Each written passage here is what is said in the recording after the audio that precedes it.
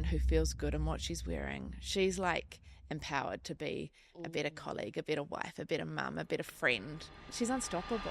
Today's guest started as a stylist and got fed up with the fact that good clothes were only affordable and within reach for some women, because she realized from her own lived experience how transformative clothes can be, how different you can move through life when you feel confident and good about yourself. I had all these women in the same kind of season as me, and they would say, oh, if only I could afford you. I've never cried so much as I have since running this charity. For 6 months, I sat and thought, what am I going to do? And my husband said to me, I think you think it's a badge of honour to say that you're busy. She started a NGO initially from her garage that's helping women that are coming out of refuge places, that are coming out of abuse places, helping them get dressed with good basics, but also with amazing quality pieces, watching their sense of self transform right in front of her eyes. It was a hard thing to launch because I don't actually back myself very much. I actually started with a friend. They started it in my garage. She wanted to create a profit business and I wanted to create a charity. I kind of felt like, oh, we'll just get into it and iron it out. And then after 3 weeks, she was like... It is such an honor, and I'm so grateful to welcome to today's episode, Anna Paterson. Dear Diary, it was such a wake-up call tonight. I had a brutal moment on the couch with James as I had a bit of a moan and a cry about how much work I had to do. And he just said, Anna, I think you're wearing being busy like a badge of honour. Man, that hit hard. Welcome to the PowerHouse Diaries, the podcast for and by brave, bold, and badass business owners. If you're an entrepreneur who has outgrown those cookie-cutter business strategies and hashtag girl boss cliches, you're in the right place. Because let's face it, entrepreneurship is at least equal parts messy buns and runny mascara as it is the highlight reel we see online. So let's get real about what it really takes to build and run a quote-unquote successful business, blood, sweat, and margaritas included.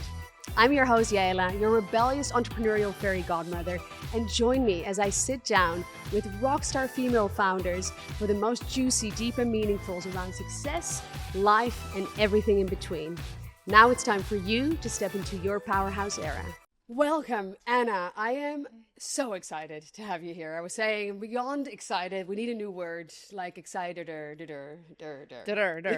Yes. Tell me, because you are the founder, the beauty and the brains behind Everlasting. And Everlasting is a charity, is an NGO around making... I want to say around clothing, but that would be selling it so much short, because my understanding is this is about changing people's lives, creating a new reality within them, creating a new version of themselves, and having people see themselves differently, carry themselves differently, and therefore move through life differently. Tell us all about this. How did we get here? Okay, should I start at the beginning? Yes, please. Okay. I mean, you are so right. Clothes was the catalyst, right? I love clothes. I've always loved clothes, but I haven't always loved me. And so that was a real long journey and something I still work on, I think, when you've been there, and it's not something you just wake up and all of a sudden know your value and your worth as a woman. Sometimes it isn't there, and it takes a long time. So I remember my mum used to say to me, hey, just go and have a shower, put something nice on. If I was just having a really tough moment, just to get me to be able to walk into a room with that armor, right? Yeah, that reset of hey, you know what, take a moment. I think also there is something, the power of water is something we really underestimate. There's something Correct. really cleansing also on an energetic level. Take a shower and restart and dress, like an armor, dress for the day, the version of you want to step into. Absolutely. And I think when you walk into a room and you're not feeling like anything on the inside, super positive about yourself, but you feel, on the outside you look okay. There is a ability to walk into that room and hold your shoulders back and keep eye contact and look at people in the eye. And, it kind of is like fake it till you make it. So I think clothes can give us that. And I do think a woman who feels good in what she's wearing, she's like empowered to be a better colleague, a better wife, a better mum, a better friend. Yeah. She's unstoppable. You know, when you like, well, for me, like when I just had my babies, I just kind of wore the same outfits every day.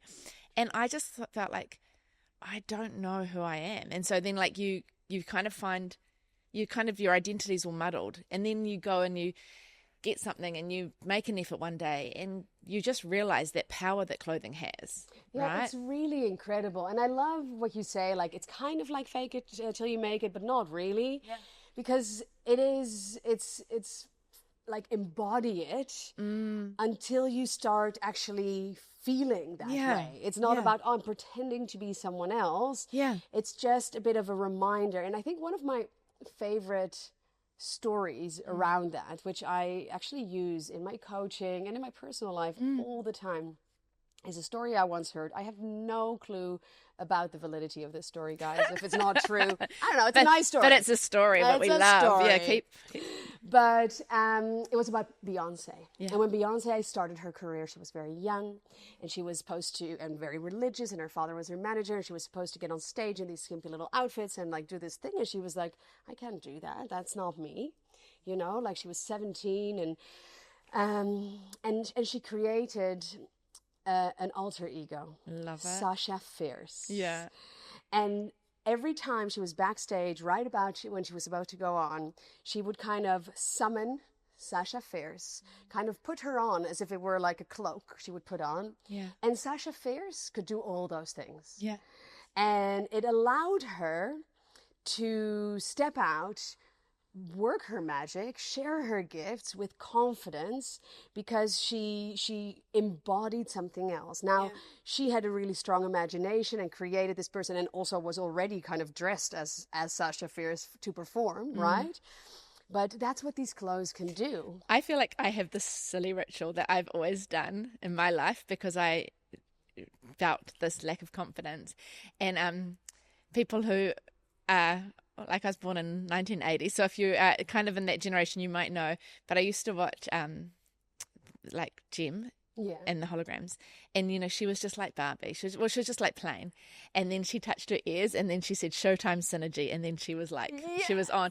And so whenever I go to like speak to a room of women or have to do something quite scary, I always, and you know, I always get the girls around me, they always think I'm like huddling them in for like a group like empowerment session, but I'm like, everyone hold your earrings, Showtime Synergy, and then like I'm like, this makes us Jem, like this is gonna, like, we're gonna bring our A game, and you just take on that older ego of like, I'm confident, I can do this, I'm enough. And it's amazing. So I love that, because I've been like doing that for years, and I think people think I'm quite crazy, but I do love it. It's so powerful. And it's maybe a bit of a personal story. Sorry, guys, but I kind of did almost the opposite, or kind of the same in reverse. When I was just coming out of my marriage, my self-confidence and sense of self was absolutely a little bit ridiculous. Yeah. And I literally believed that, like, I hated who looked back at me in the mirror, thought I was the least feminine, least beautiful. Like, I had negative self-talk was my specialty at that time in my life. Anyway, but I was determined. I realized it was very unhealthy, and that was not my own voice in my head. So I was determined to change that around and to really tap into, for me, it was my sense of femininity, sensuality, and for my that kind of unlocked more of a sense of confidence for me. Yeah, well done. So what I do is I ordered all this lingerie. Oh, I've never really worn lingerie. I had young kids as well, and I was in the middle of a divorce. There was not dating. There was nothing happening. I would wear it under my yoga pants. I would wear it under my jeans, but I would wear it for me. Yeah. And I carried myself differently when I was wearing that. Yeah. And no one else had to know. It was really a just for me practice. And just like the fake it till you make it, I wore that. And then one day I was wearing, I don't know, my old granny panties with a hole in it. And but you still held yourself in the same way. Exactly. Yeah, it's cool, isn't it? It's amazing. There is a real power when we, like I think women, we have a lot of power in how we treat ourselves. Yeah, absolutely. But I haven't answered your question. I'm so sorry. Sorry, So I started telling my story. Yeah, no, but like I'm keeping on where we could talk all day, right? So Everlasting came about because of this. I was doing styling as well. I was trained primary school teacher, but always loved styling and waited till I was kind of at an age where I was like, when I started teaching, I was 20. I was like, no woman's going to take me seriously. I don't have life experience. I could lose weight and gain weight easily. When you're young, you can do all the things and your body just bounces back and it's fine. So I was like, I need to have a bit of learned experience. When lived overseas, came home and had my first child and was like understanding like the way a woman's body changes after that. And was styling all these clients. And I had all these women in the same kind of season as me, or women I'd just meet when I was out in the shops waiting for someone to come out of the changing room. And they would say, oh, if only I could afford you. And I just saw this hurt in these women who felt like me. And I thought, I can't stand for this. I want women, and I want them to get this sense of I am enough a lot sooner than I got it. Like way sooner. I would not wish on my daughter her to journey how I've journeyed. So I thought, how can I do that? And I was seeing all this excess waste in people's wardrobes when I was going and changing, like doing their wardrobe clear outs and stuff. And I also then read a statistic that 90% of all the clothing going to clothing bins was then going to landfills because clothing bins were being used for things like hypodermic waste, just I guess where they are located, sometimes off the beaten track and a little bit dark areas. People would then go and, like, if they were out walking their dog, put the dog fecal matter in there, or be changing a baby's nappy in the back of a car, or their old McDonald's thick shake. It was like food waste. They don't have the ability to go and wash all that stuff, so it just gets created into landfill or at best rags. So I even remember standing outside those clothing bins and it would say, like, all the charities, and you'd be like, who should I support this time, because you felt like you were making a real difference. I know. I literally had a bag in the back of my car for ages that I'm like, next time I'm near a clothing bin, I need to donate. And every time I do, I'm like, okay, I'm helping. You feel like there's a feel-good factor. But to learn the reality behind it was really sad. So this was where I felt challenged, and Everlasting came about as a passion project. I started it in my garage. I was relief teaching, I was styling, and I had launched it. It was people. We just kind of I did social media, and it was a hard thing to launch because, like, I don't actually back myself very much, and so it kind of came about. If I go right back, it actually started with a friend who we both kind of thought this would be a really good idea, but we had different ideas how it would run. She wanted to create a profit business and I wanted to create a charity. I kind of felt like, we'll just get into it and iron it out. We did all the product, like the promo photos. We created a business page and Facebook and Instagram and everything. And then after 3 weeks, she was like, I'm out. And I was just like, what? It's like getting married and then realizing your core values are not aligned. It was horrific. I was so devastated. Like, we had all these clothes that people had just backed us and were like, this is amazing. But it's, actually, I love the question, why, especially when those moments where you're like, why is this happening?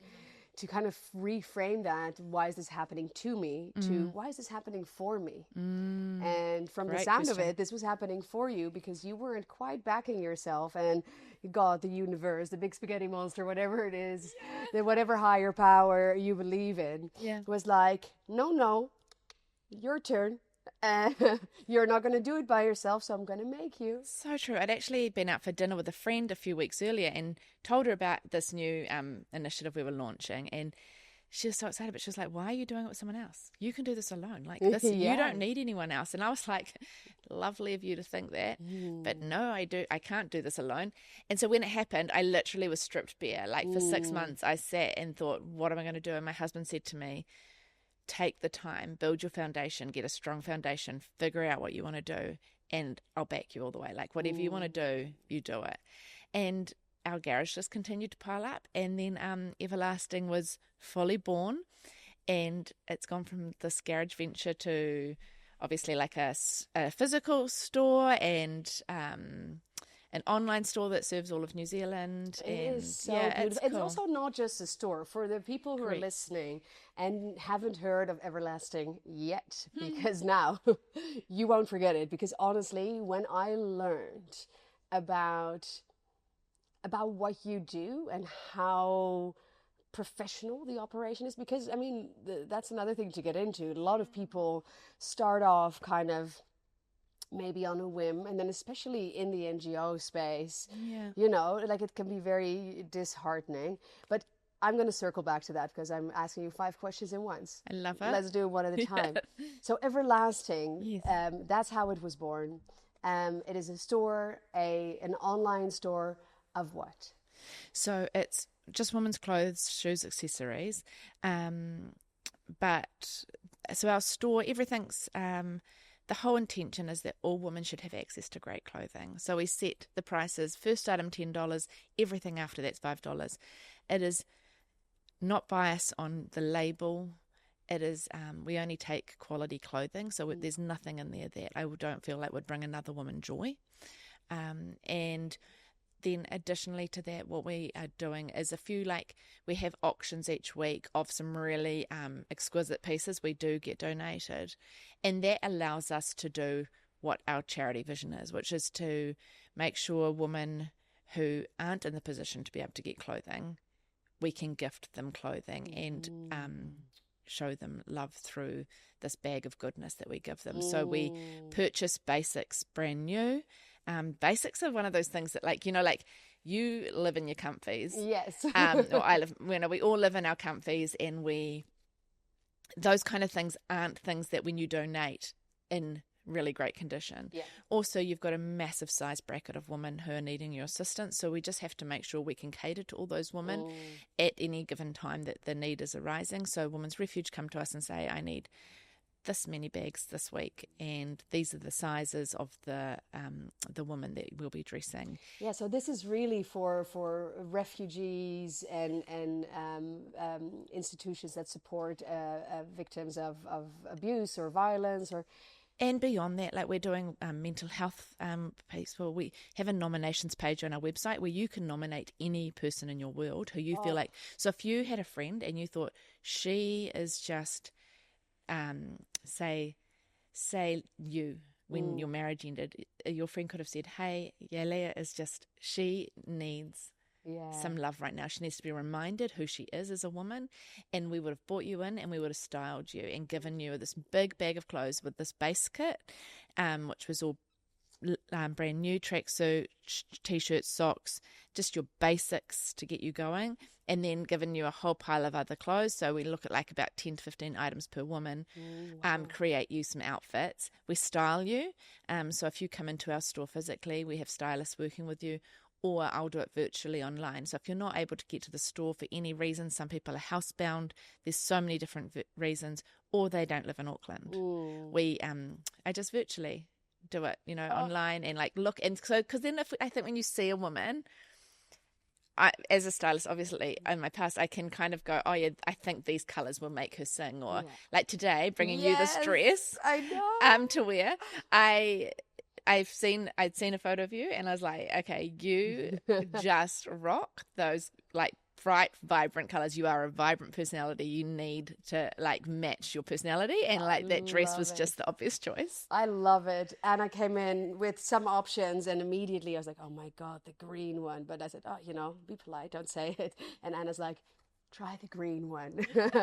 Put it on. She put some lipstick on me. I feel like a whole new woman. I love it. Look at you. You're just like, yeah, it's not hard to, you know, make you sing, but like I just love that you put that dress on and you were like, I feel amazing. And that's what clothes should do. Like we should feel amazing. I love that, because I think the fashion industry overall, fashion, beauty, has gotten a bit of a bad rep, and understandably so. There's, I think, many facets of it that can be problematic.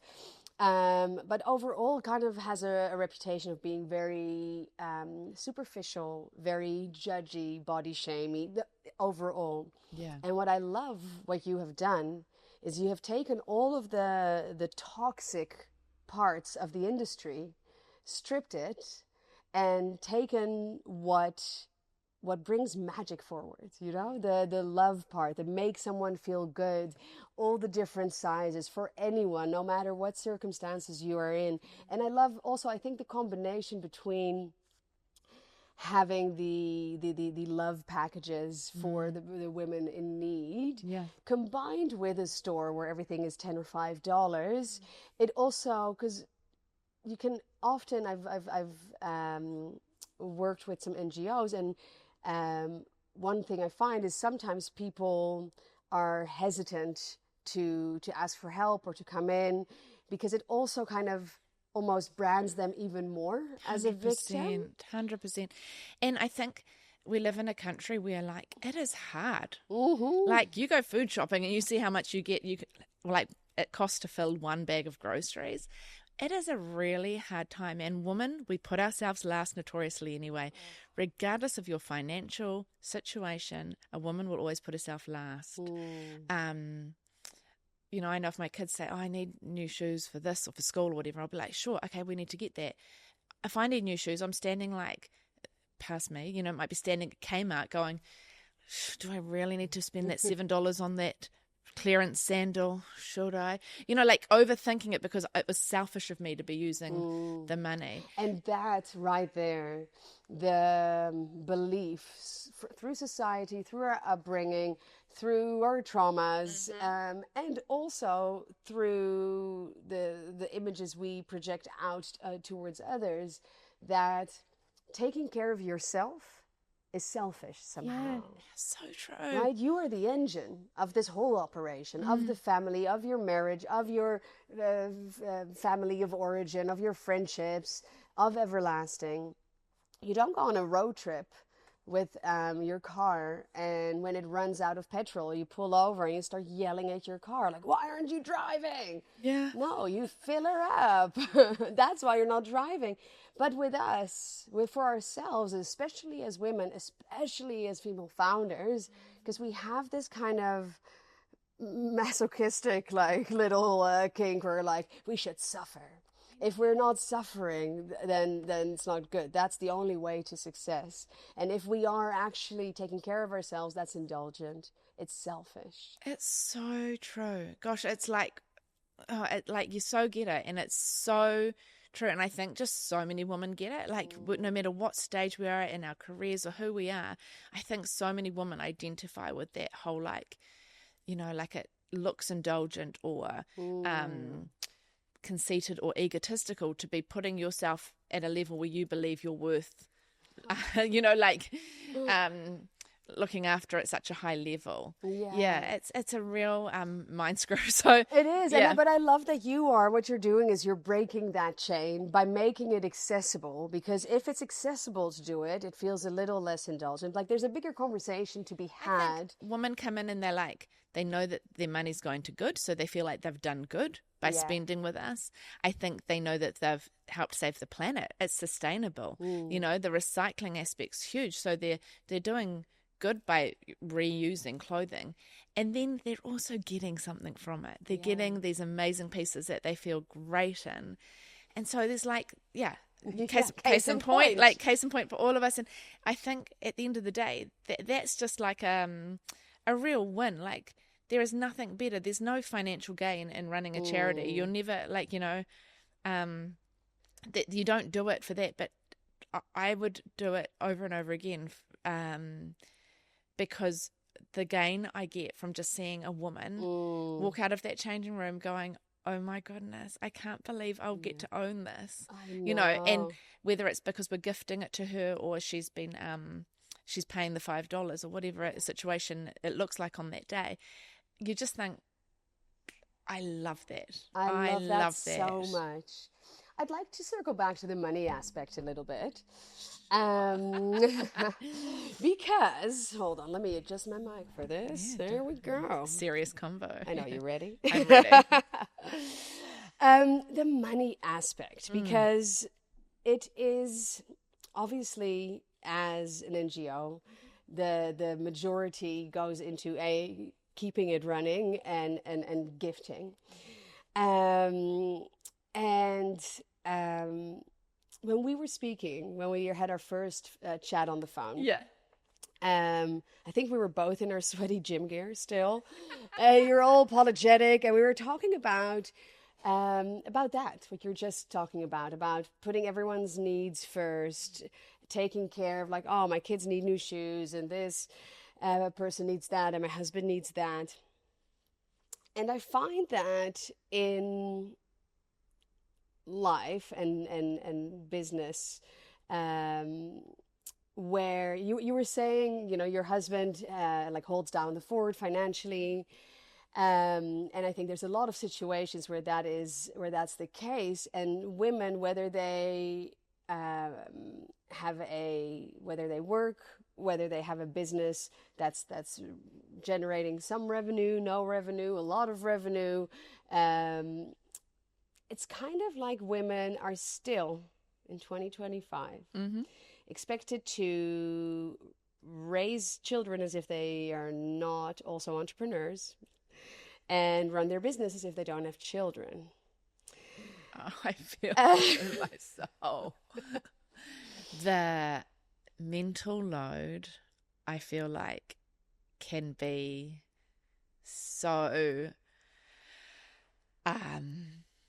the mother's mental load, and then add into that the stage of life where our hormones are going, hey, or else they're going, like they're firing on all cylinders, and they're just firing in multiple different ways, and you're like, what the heck is this? I always say to my husband, you drive to work, and like the radio's playing, or you've got your music playing, and you're just like, I try and think what would be going on in his brain. It's probably just like static. Oh, gosh, yeah. Like, oh, that's a nice car. Or, like, oh, that runner looks like they're having a good time. Like, they'd have those. I, like, literally drive to work, which is 3 minutes from my house. And I'm like, did I get the meat out for dinner? What does so-and-so need for after school? Who's going to here? I need to text that person about that pickup. The tabs open in your brain at any one time are off the chart. They are off the chart. But here's maybe a bit of a savage little question to speak to that, because it's true, and we are. And I think and again, I'm generalizing, but this is a podcast for female founders, by 100%. female founders. So I'm talking about women a lot, but I'm sure this is true on a much broader level. But we also wear it like a badge of honor. Oh my! So goodness. we do it to ourselves. I had to come to terms with looking back at my own life, where I was like, I'm doing everything, I'm doing this, and I had this big multinational agency, and I was raising 2 babies and this, and I was quite resentful. I felt alone, I felt unseen, and there was this like subcurrent that I wasn't quite aware of resentment, where it's funny, I was talking about this the other day. Like, I remember when my babies were little and my business was growing really rapidly, and I got stuck in some like unconscious game of like, who's more tired and who's more stressed. Yeah. As if being more tired and being more stressed was a badge of honor that meant that I was a good woman, a good wife, a good mother, a good entrepreneur, and not actually very self-abandoning and very self-destructing. And that is a problem, because the reality is there. 100%. I had this is going to make, for anyone who knows my husband, they know he's like literally an angel on earth. I'm treated like an absolute princess, and I'm so freaking thankful for him, the way he loves me. But he did say something to me, so I'm prefacing it because this is going to sound like he's out of context. This is going to make him sound like an absolute loser. But we love you. We love you, darling. But no, he did say to me last year, because I was like, there was a moment where, there's many moments where I'm like crying on the couch. I'm like, I can't do this, because the sacrifice is huge. I've sacrificed so much of time with my family to do this.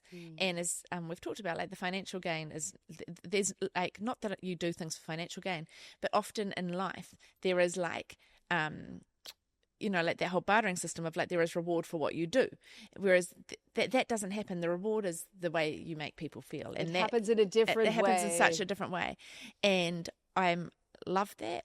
I just sometimes am so overwhelmed by the need and what to do next, and when you are running a charity, money is so tight that you literally don't have resource of people. So you are the butcher, the baker, the candlestick maker. I'm there in the weekends mowing the lawns, I'm cleaning the toilets, I'm doing, all the things. But then you're also doing podcasts and front facing the charity, and you're like, okay, this is just so crazy, it's so surreal, it's schizophrenic, but people only see this. Yeah.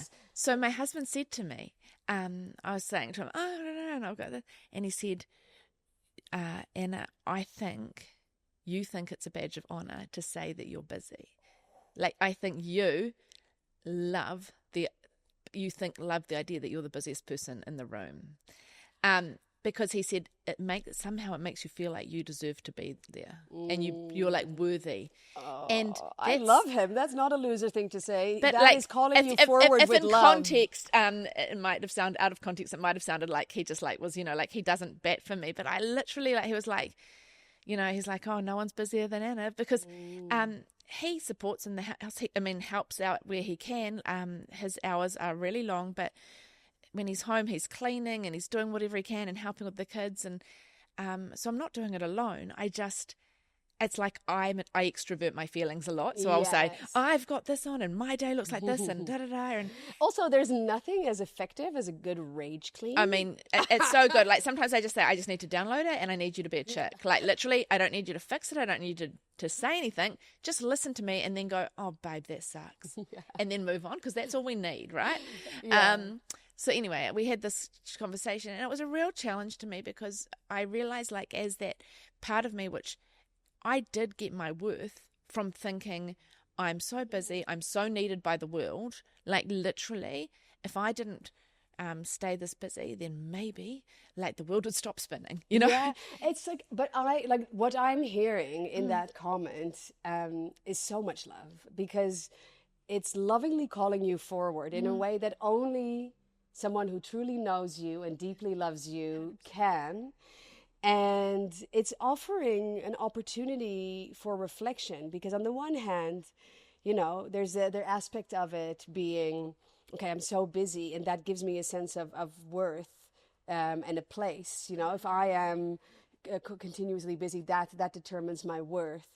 So it highlights where, as we evolve and as we grow, those sneaky insecurities about not 100%. being good enough, they don't completely disappear. They sometimes drive you. Yeah. And they are like little ninjas. They change shape. Yeah. And before it may have looked like insecurities or an eating disorder or different ways it manifested. And then you overcome that. And now it shows up. It's like, hey, I'm still here. I still believe I'm not good enough if I just am. Yeah.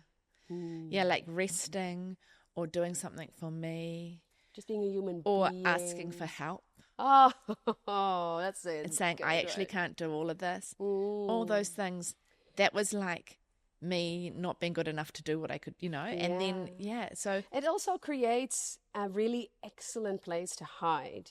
And again, I say this with love, because the reason it's resonating so deeply is I've been there and often still find myself in a very similar situation. And what I find, especially with the keeping busy, on the one hand, it's a claiming my place, and if I'm not this and that, then what am I? And that was genuinely my belief for many years, until I had to physically lose it all and be like, oh wait, there's still a person there that's not just the owner of and the wife of and the mother of and the busy and the this.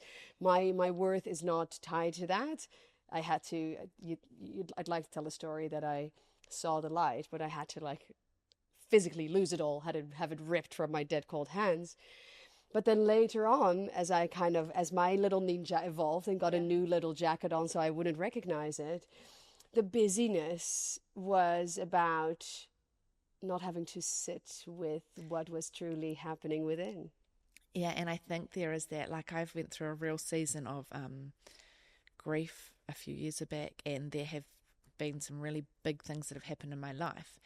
And I think one of the ways I do use my busyness is if I have to sit, then I have to go and really deal with some of the stuff that I find hard to deal with. So actually staying wildly busy means that I don't have to go there. I can just completely and sometimes when things get really tough in my life, or we're going through a really tough situation within the family or anything, sometimes I find that I make myself as busy as possible. And that's a real challenge. So I think there's freedom in being the self-awareness of that, right? Because then you go, this isn't actually healthy. Yeah. This is actually going to make me self-destruct at some point, probably. And that's it. One of my favorite quotes is awareness precedes choice. Mm-hmm. So if you have that level of self-awareness, doesn't mean you need to necessarily do something differently. It also doesn't mean that if you do choose differently, that you will now have created this new neural pathway and you will always do it. You'll still fall back into your old coping mechanisms and habits because it's a very well-trodden path. Yeah. We are who we are, right? I think my husband always says you've got 2 gears. You're either fifth gear or the car's you're off. You're literally on the couch. Is that the mechanics? Yeah. He's we need to find your 50%. But I'm I don't work at third gear. No. My life is not a third gear life, and that's okay. Oh, I love that. Yeah, my life is not a third gear life. Oh, you know what? I learned a new word, guys, when I was speaking to Anna before, and that really applies to that. My life is not a third gear life. She said, "Oh, that's very Brutiful." Yeah, I feel like that's how if I described my life, I would say it is a Brutiful life. It has been brutal and beautiful all in one, Change approved. Update the dictionaries. Yeah. Brutiful is now a thing. Yeah. Do you have that power? We need to do it. Yeah, no, absolutely. Merriam-Webster, who are you? Who made you the queen of words? Yeah. Change approved. Yeah. But I think that is such a powerful thing to have the awareness, right? Awareness precedes choice. Now I can choose. Now my traumas, my coping mechanisms, my past experiences aren't the ones driving the car. Yeah. Now I have a choice because I can see it and then I can relate to it differently. So now that I know that my busyness has aspects of self-abandoning, and has aspects of trying to prove my worth. And I know, and it's cute almost. You're like, oh, I see how this young part of me is trying to feel that way. Just like you would look at a child trying to kind of make themselves really important in a game so the friends can... And you can see it if you can see it through that lens, with that compassion. Yeah. That's when it starts changing. Yeah. You're so right. Having that bit of empathy for yourself and married with that awareness, then every now and again, sometimes I'll be I just need to take Sunday afternoon to be still. So sometimes I call it Sabbathing, on the Sunday, that whole idea of Sabbath. Well, on a Sunday afternoon, sometimes I'll be to my husband, should we Sabbath? And we pour a gin, and we. As a person who grew up in a Jewish family, I can tell you the pouring of the gin is not necessarily what happens on Sabbath, but I like it. Change approved. I'm changing a lot of rules here. There's no rule book. We just literally create words and create new rules, new religious rituals. There you go. The rituals are all messed up now. But we pour a gin or a drink, and then it can look like laying on the couch and watching a movie, or going for just laying on the deck chairs, or whatever it looks like. It's just kind of detaching and actually taking that moment to be still. Yeah, to be still, to be with each other, to be with yourself. Yeah. And I love that when you're describing it, maybe a gin, or maybe just lay on the couch, or maybe just sit on the deck chairs. Your whole energy is almost oh my God, yes, such a naughty girl. And I am not productive. Don't get me started. It's on awful the word when productive. Someone says do you guys want to come over? And you're I was going to do nothing. Okay, so let's go there. How about, I learned this new sentence the other week. It's called no. Oh, no. Is that a sentence? It's a full sentence. Wow. That's a full sentence. So tell me about that moment where you've actually slowed down enough to listen and tune into your needs. You're actually brave enough to honor them by having a gin or lying on the couch or sitting in the sun or reading a book or going for a walk, whatever that looks like for you. And then someone calls, hey, shall we? Or like someone basically almost comes to like kind of test those boundaries, right?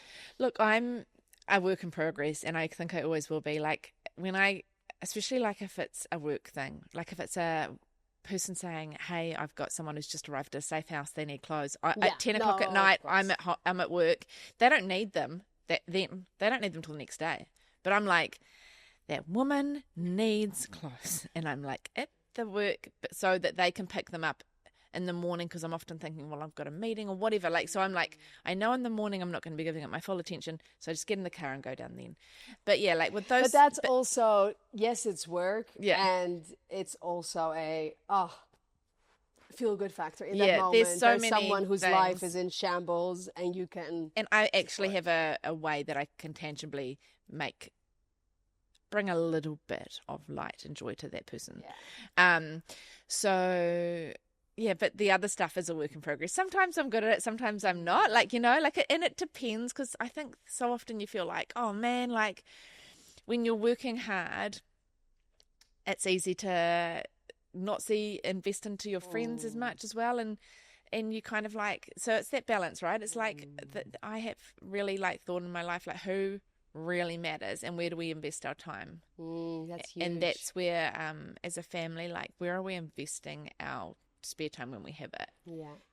So I love the way, like I'm a stickler for words, right? I believe we build worlds with our words, and I love the shift from the traditional where am I spending my time, because an expense is something you give out and it's gone.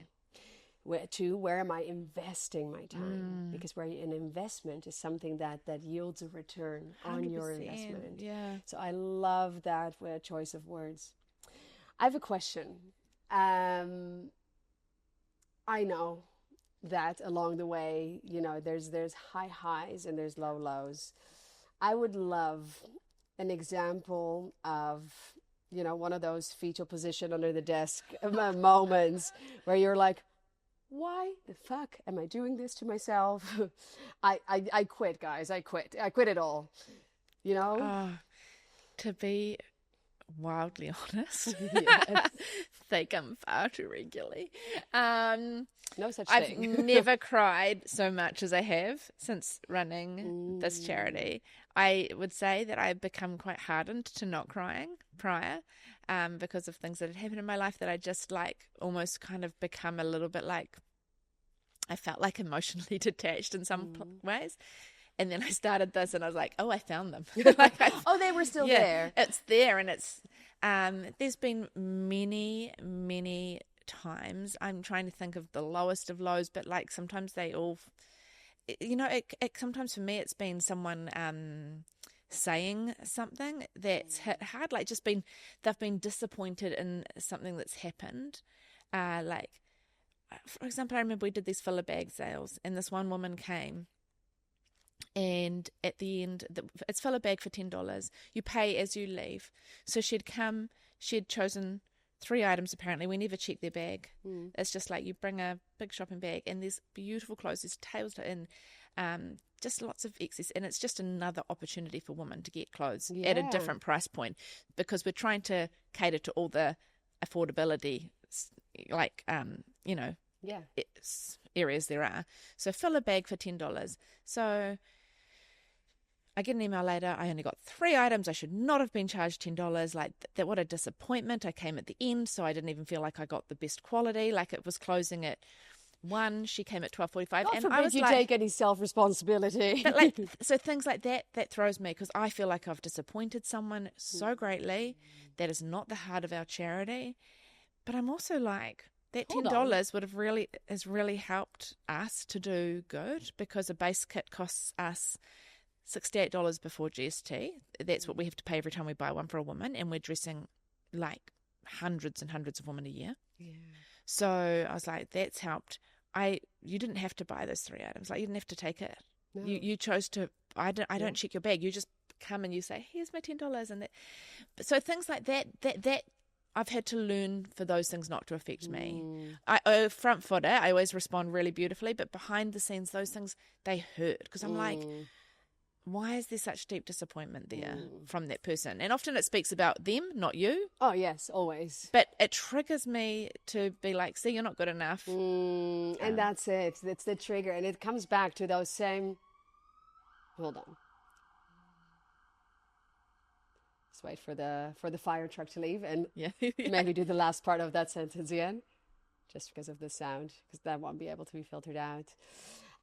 Just maybe let's go back to the triggers me that I'm not good enough. Like, just I'm learning, I'm doing this better. Blah.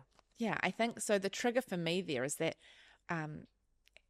like, it opens up that can of, see, you're not good enough. Yeah. See, you can't do this. See, you're not making. Your whole purpose was to help women, to give them all access to great clothing, and you haven't fulfilled it. You've made that woman not feel great.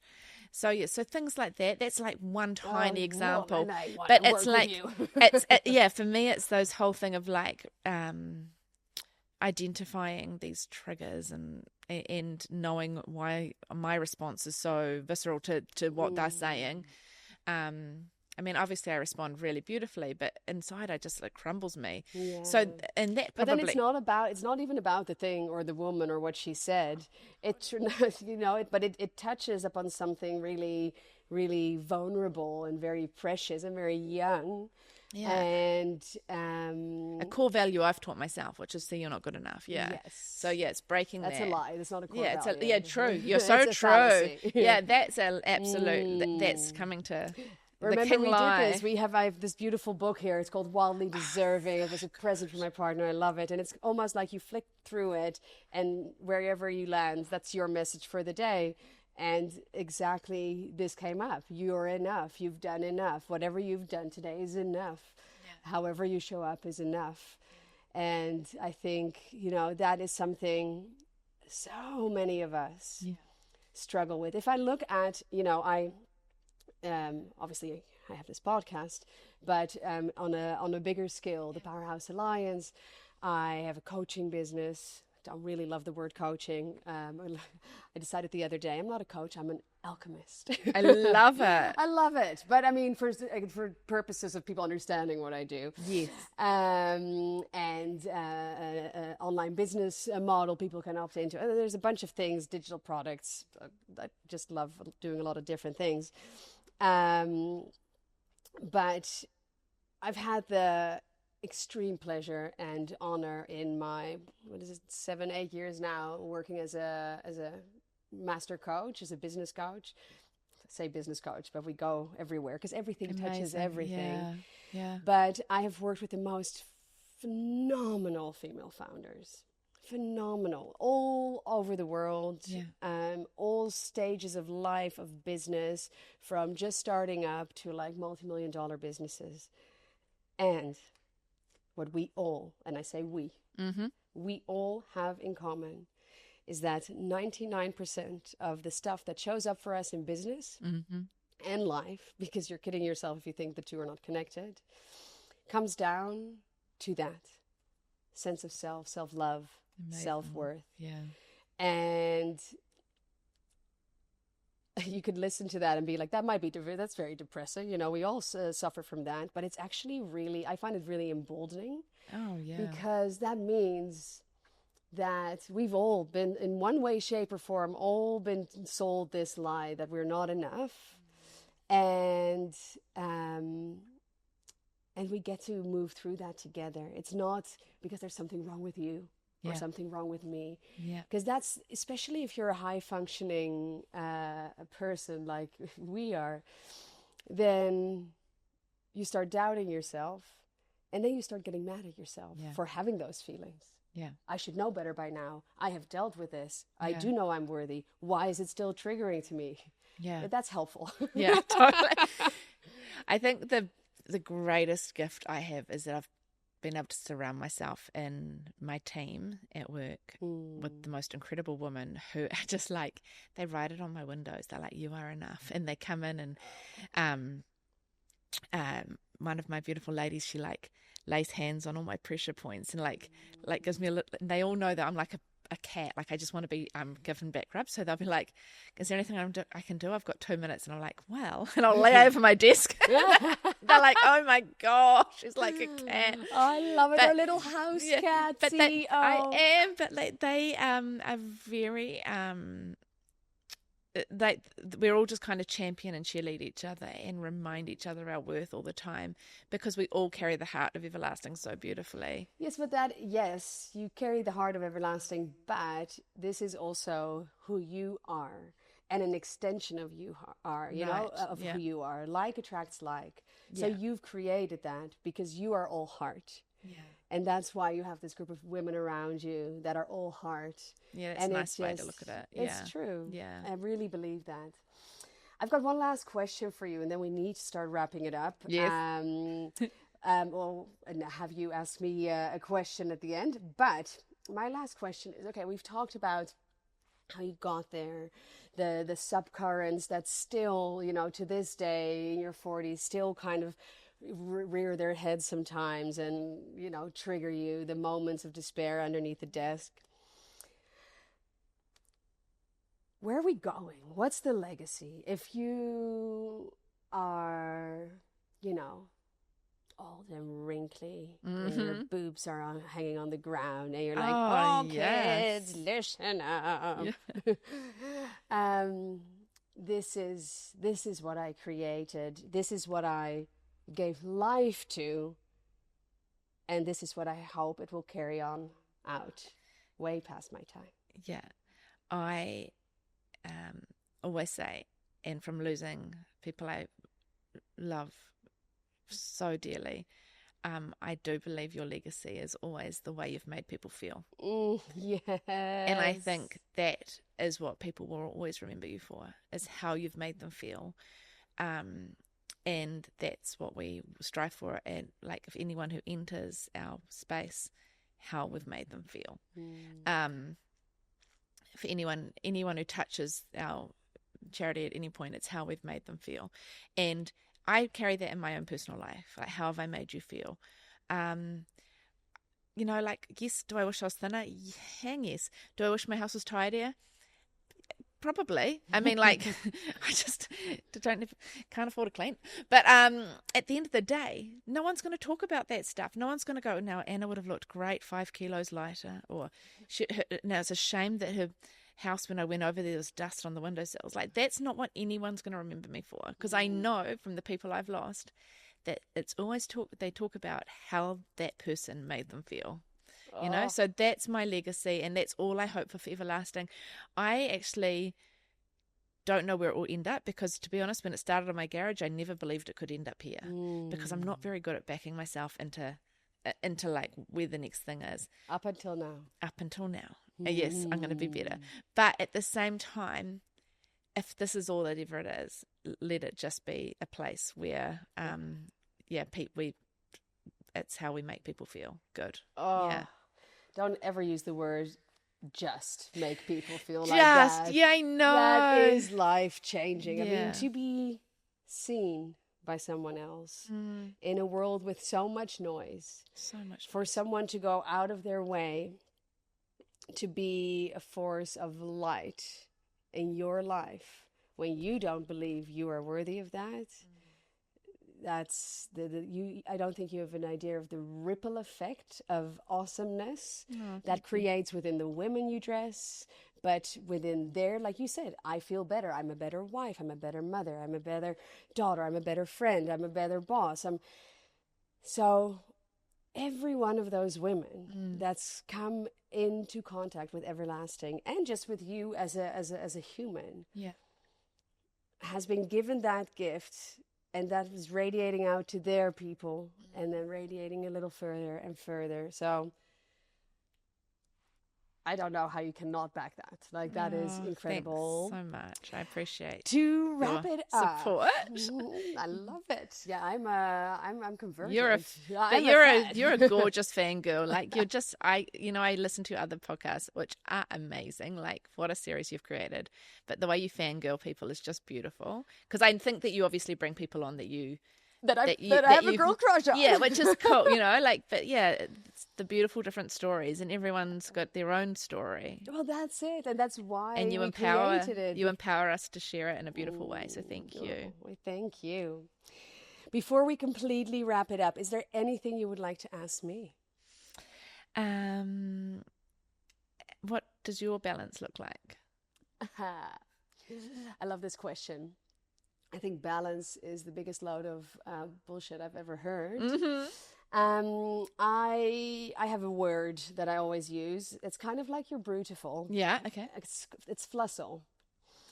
Love it. Yes. So flussel is the sweet spot, and don't get confused. It's not a static spot between flow and hustle. Nice. Right? So flow is like we're kind of floating down the river on a unicorn floaty, and it's chill, and we're lying down and we're seeing all these beautiful things, but there's no sense of direction, of intention, because you're on a unicorn floaty. You go where the river takes you. Yes. On the other side of that kind of pendulum, you have hustle. Yeah. And hustle is like you're in your little boat and you're rowing upstream, and you're rowing and you're rowing and you're rowing until you get to your destination. I'm literally rowing with you. I'm like, yes, we're doing it. Like, I'm going to help you push. Like, come on. It's great. It's like when you feed a baby and you go like, ah. Yeah. Thanks, Anna. We're rowing. It's a 2-person boat. Yeah. So you're rowing, and then you get there and you're there, you made it, but you're exhausted. And you're never going to go any further, because no one's like, oh, you know what? Now that I'm completely exhausted, let me just row upstream a little bit further to see if there's anything cool out there. So in this, like, especially in the personal development world, there's a lot of talk about flow, and flow is amazing, and da-da-da. And you know what? It's great. But to be just in flow and just kind of is not very effective. No. You can see beautiful things. You don't have any direction, not much intention.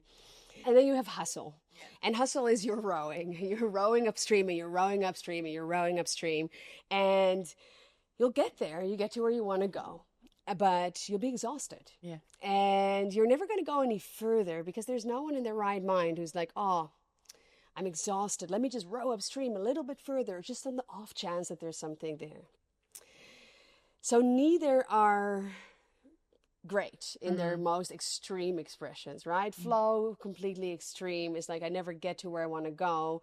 And we are given a vision. I think female founders, we've been gifted a vision, a mission that's on our heart, that's bigger than ourselves. Because if we were looking out for ourselves, no one in their right mind would start a business and keep running it, because it's insanity. Yeah. So we're given a mission and a vision, and we get to be the custodians of that and be intentional with how we move. So just flowing along and bobbing along the river is not going to do it. If we hustle and we burn ourselves out, we'll never see what is possible beyond that. Like you said, when I was in my garage, I never thought it would be here. So there's magic out there beyond what we can see. So let's not close ourselves off to that possibility.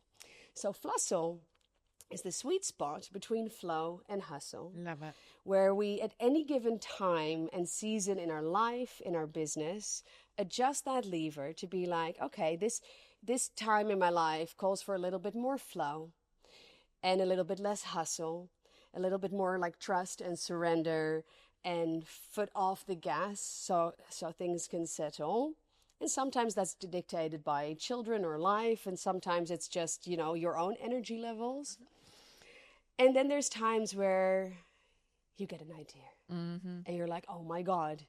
Sometimes it's not an idea, it's like a knowing. It's like, I always imagine like these kind of parcels of inspiration dropping, right? And sometimes you get this idea like, oh, almost like, oh shit, I have to do this now. And that requires go time. Like creating this podcast requires more hustle energy than flow. Correct. Yeah. And that's okay. Yeah. And we've all been told that the hustle is dead and that's bad and we shouldn't hustle. I disagree. We get to move that lever with intention and choice. And that's my balance. It's never going to be in perfect equilibrium, nor would I want that or need it. Yeah. So yeah, that's my... That's beautiful. Thank you for giving me a new word. What a treat. Brutifully flussel. Yeah, she's brutifully flussled. Yes. Oh my God. Thank you so much, Anna. You. It was a joy. Guys, as always, in the show notes, you'll find everything about Everlasting, about Anna, where to find her, where to stalk her. Go check it out. If you're in Auckland, come to her store. Otherwise, look online. If you can donate. Like, oh my God. Yeah, I was like, thank you. as we're having this conversation, I'm literally having to mentally pull my mind here because I'm going through my wardrobe and I'm like, oh, I'm going to give you this piece and this piece. I love that. Thank you. Thank you. Hey, thank you. I am so grateful to be here, and yay, what a cool thing you're doing.